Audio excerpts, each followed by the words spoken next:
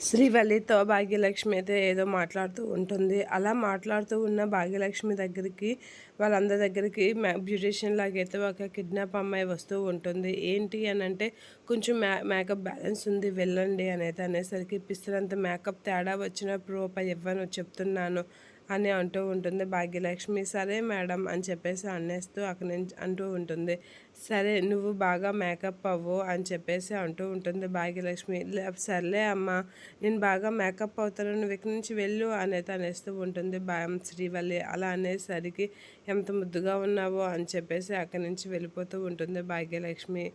ఇక శ్రీవల్లిని అయితే అలా చూస్తూ ఉంటుంది కిడ్నాప్ చేసిన అమ్మాయి. ఇక విశ్వక్ చెప్పినట్లుగా శ్రీవల్లిని కిడ్నాప్ చేయడానికి అయితే వస్తూ ఉంటుంది. అలా రాగానే తను తెచ్చిన కిట్ని అయితే అక్కడ పెడుతూ ఉంటుంది. శ్రీవల్లి అయితే అద్దం చూసుకుంటూ మురిసిపోతూ ఉంటుంది. అలా మురిసిపోయి నిజంగా ఎంత బాగున్నానో అనేది అనుకుంటూ ఉంటుంది. నగలు సర్చ్ చేసుకుంటూ అలా అద్దం చూస్తూ ఇయర్ రింగ్స్ అవన్నీ అయితే పెట్టుకుంటూ అలా చేస్తూ ఉంటుంది. ఇక బ్యూటీషియన్ అమ్మాయి కాస్త అయితే చూస్తూ నవ్వుకుంటూ ఉంటుంది. ఇక బ్యూటీషియన్ అమ్మాయి కిడ్నాప్ చేసిన అమ్మాయి అని తెలియక శ్రీవల్లి అయితే అలా చూస్తూ ఉంటుంది.